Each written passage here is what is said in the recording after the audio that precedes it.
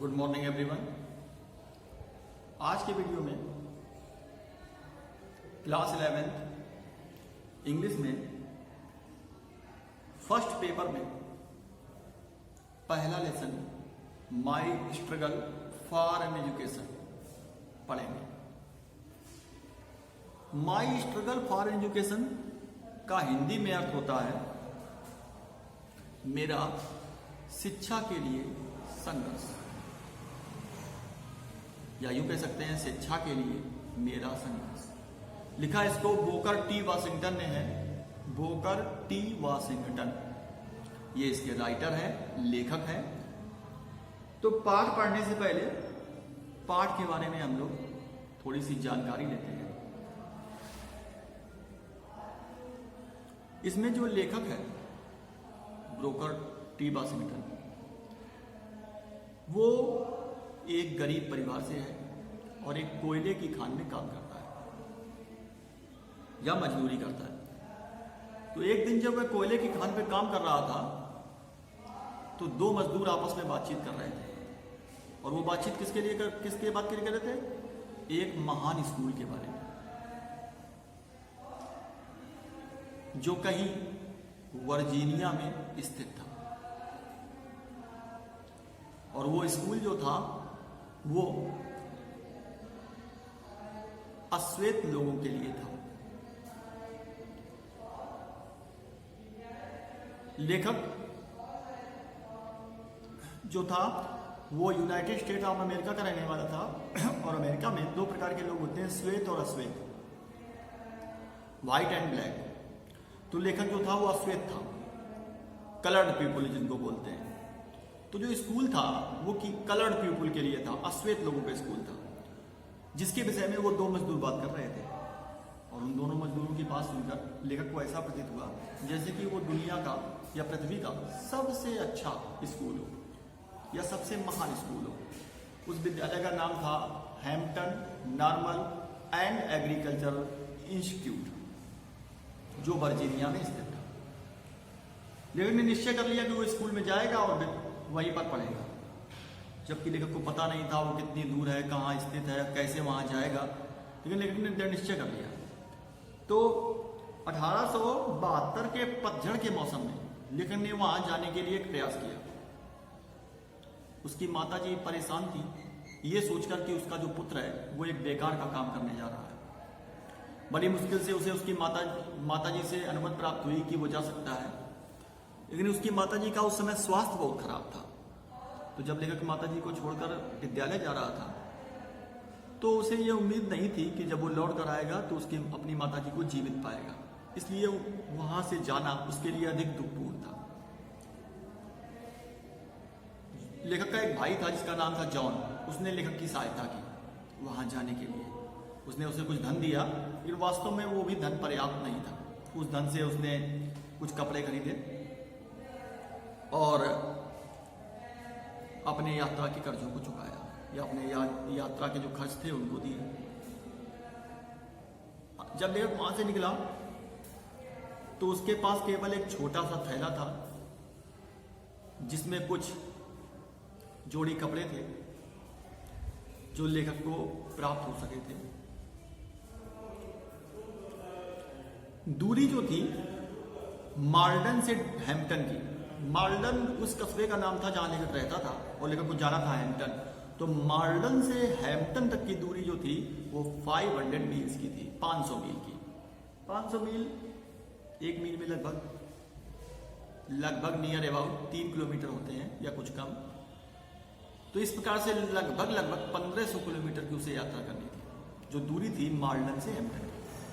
तो लेखक गया कैसे? कुछ दूरी तो वो पैदल चला। उसने निवेदन किया घोड़ा गाड़ियों से और कारों से कि वो उसे लिफ्ट दें। तो कुछ दूर तो ऐसे गया लिफ्ट लेकर, और कई दिनों के पश्चात वो रिचमंड नामक शहर पहुंचा। अभी हैम्पटन नहीं पहुंचा, बीच में एक शहर पड़ता था जिसका नाम था रिचमंड, वहां पहुंच गया। अब वर्जीनिया की रिचमंड से जो दूरी थी वो लगभग 82 मील की रह गई थी। अब उसे 82 मील यात्रा और करनी थी। ठीक, लगभग 250 किलोमीटर की यात्रा उसे और करनी थी। इतनी दूर वो आ गया था।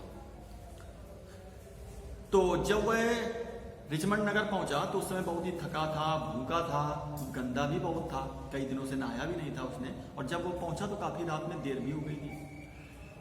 लेखक जो था कभी भी इतने बड़े शहर में नहीं रहा था, इसलिए उसके दुख जो थे, कठिनाइयां जो थी और अधिक बढ़ गई थी। जब वो रिचमंड पहुंचा था तो जो भी उसके पास धन था वो सारा धन समाप्त हो चुका था। अब उसके पास बिल्कुल भी धन नहीं बचा था और उस शहर में उसका एक भी परिचित व्यक्ति नहीं था जिससे वो कुछ सहायता ले सकता हो। लेखक शहर के रास्ते भी उसे नहीं पता था, तो लेखक को ये भी नहीं पता था कि अब उसे कहाँ जाना चाहिए। उसने कई स्थानों पर लोगों से पूछा ठहरने के लिए, लेकिन सभी लोगों ने उससे धन मांगा और उसके पास धन तो था नहीं। तो लेखक ने क्या किया कि रास्तों पर वो टहलता रहा और लगभग वो आधी रात के बाद तक टहलता रहा। अंत में वह इतना अधिक थक गया कि वह और अधिक चल नहीं पा रहा था। तो उस समय वह शहर के एक सड़क के एक ऐसे भाग में पहुंचा जहां पर किनारे का स्थान थोड़ा चौड़ा बना था, उठा हुआ भी था। लेकिन वहीं पर रात व्यतीत करने के लिए लेट गया।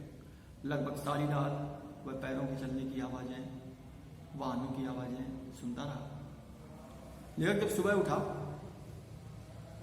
जब सुबह हुई, आसपास की वस्तुएं उसे दिखने लगी, तो उसने देखा कि अपने आप को थोड़ा बहुत ताजा तो पाया, लेकिन वो बहुत अधिक भूखा था क्योंकि उसने कई दिनों से कुछ नहीं खाया था। तो लेखक ने अपने आप को एक बड़े से जहाज के पास पाया। उस जहाज से कच्चे लोहे का सामान उतारा जा रहा था।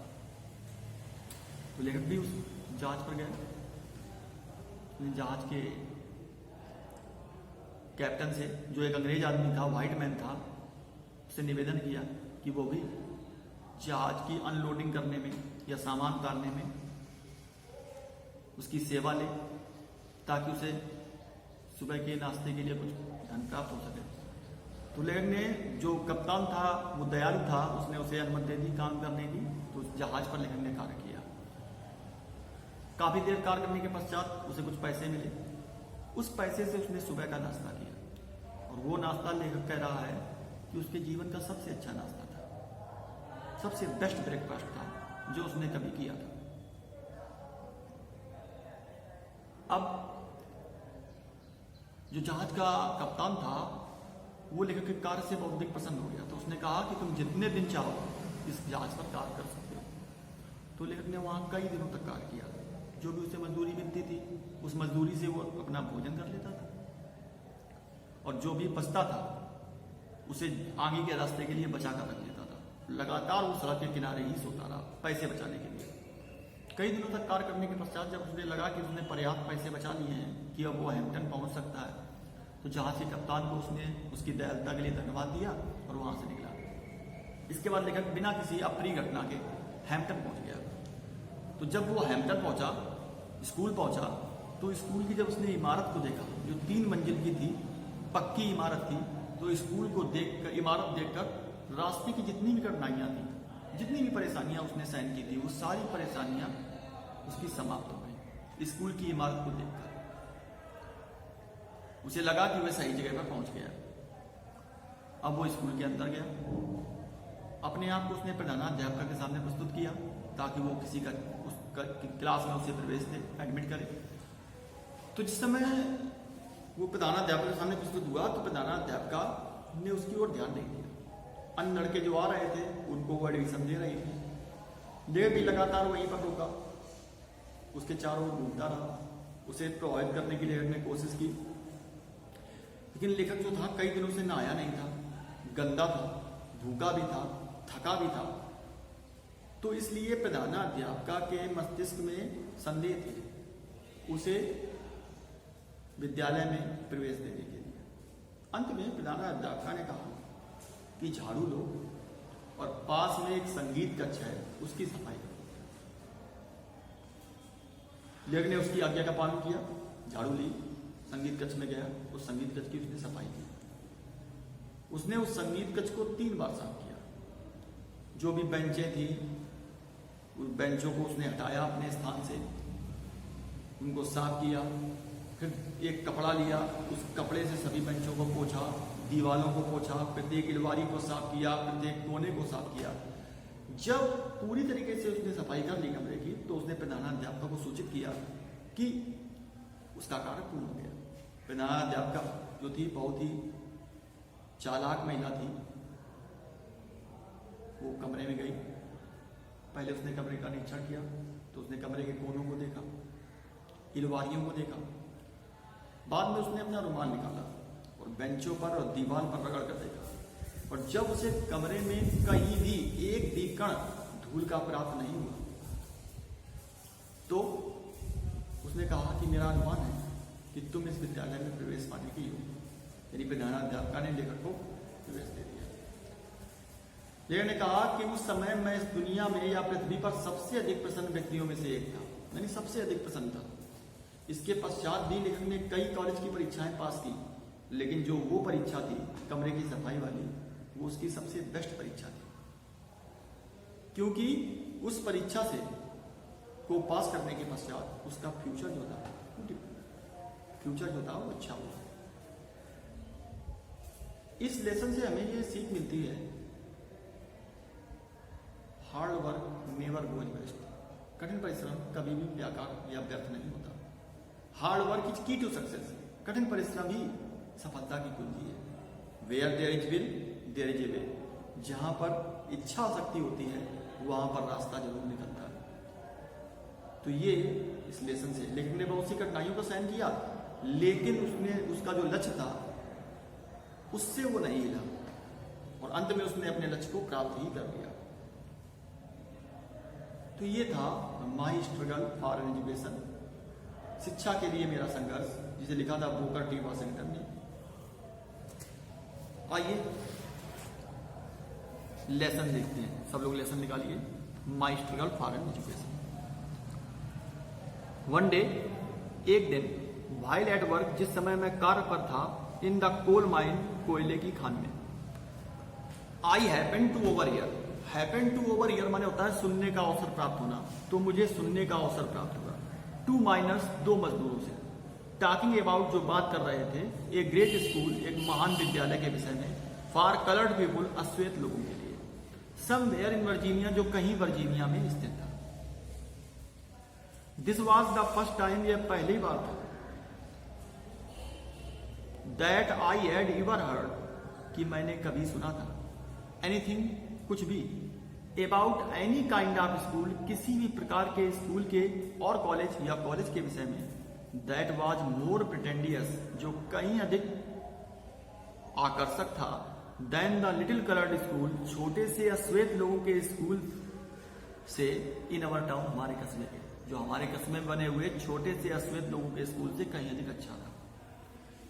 As they went on describing, जैसे जैसे वे वर्णन करते गए, द स्कूल, विद्यालय का, इट सीम टू मी, मुझे ऐसा प्रतीत हुआ, दैट की, it must be the greatest place on earth, इसे पृथ्वी पर सबसे अच्छा स्थान होना चाहिए। नॉट इवन हेवन, स्वर्ग भी नहीं, प्रेजेंटेड, प्रतीत हुआ, मोर अट्रैक्शंस, अधिक आकर्षक, फॉर मी, मेरे लिए, एट दैट टाइम, उस समय, than did the Hampton Normal and Agricultural Institute in Virginia, जितना कि वर्जीनिया में स्थित हैम्पटन नॉर्मल और एग्रीकल्चरल इंस्टीट्यूट ने किया, अबाउट विच, जिसके विषय में, दीज मैन वर टॉकिंग, वे मनुष्य बात कर रहे थे।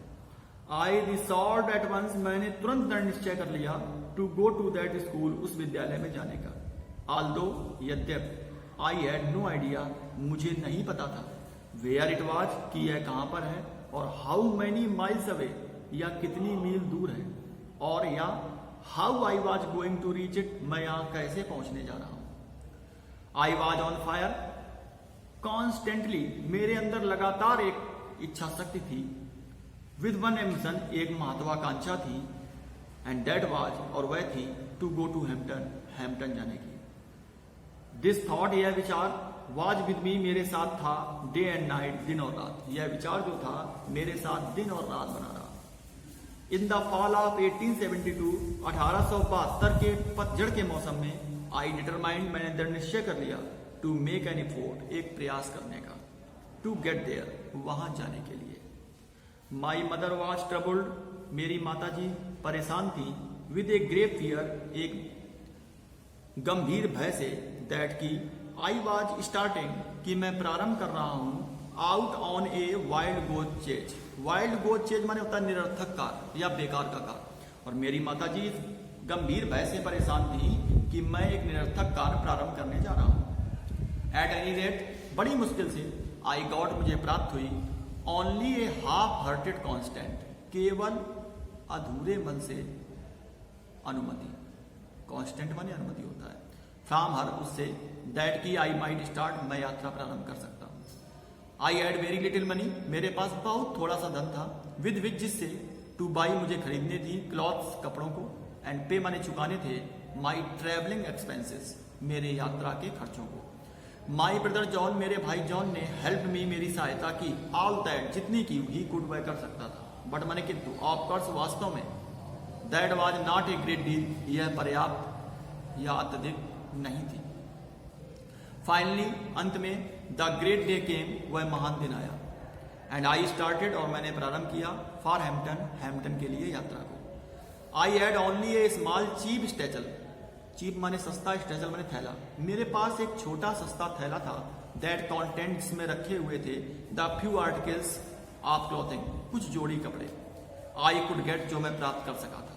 माई मदर, मेरी माता जी, एट द टाइम, उस समय, वाज रेदर वीक, बहुत ही कमजोर थी, एंड ब्रोकन इन हेल्थ, और उनका स्वास्थ्य भी ब्रोकन इन हेल्थ माने टूटा हुआ था या खराब था।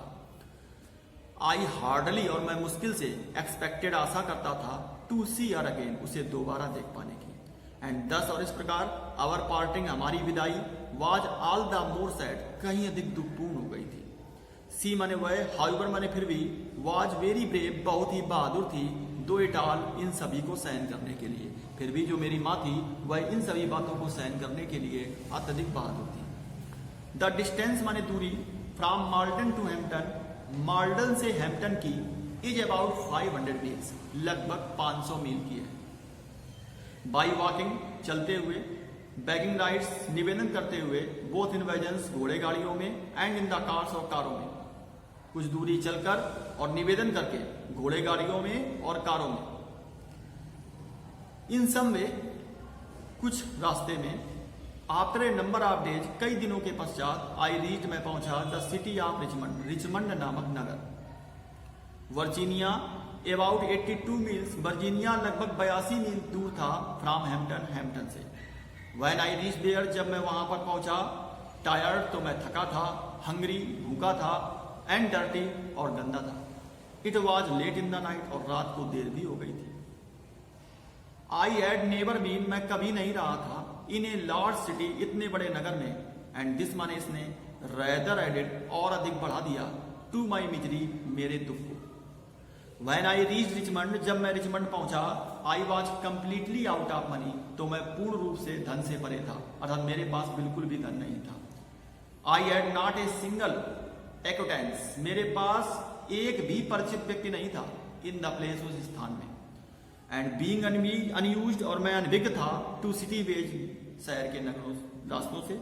आई डिड नॉट नो, मैं नहीं जानता था, वेयर टू गो, कि मुझे कहाँ जाना चाहिए। I asked eight several places, मैंने कई स्थानों से कहा, फॉर लॉडिंग, ठहरने के लिए। But they all wanted money, लेकिन उन सभी को धन चाहिए था। एंड दैट वाज व्हाट, और यह वह था, आई डिड नॉट हैव, जो मेरे पास नहीं था। नोइंग नथिंग एल्स, कुछ और अधिक ना जानकर, बेटर टू डू, कदर करने के लिए, आई वॉक द स्ट्रीट्स, मैं सड़कों पर टहला, या मैं सड़कों पर चला। यहां पर आप लोग निशान लगा लीजिए। इसके आगे का लेसन नेक्स्ट वीडियो में कंटिन्यू करेंगे। Thank you.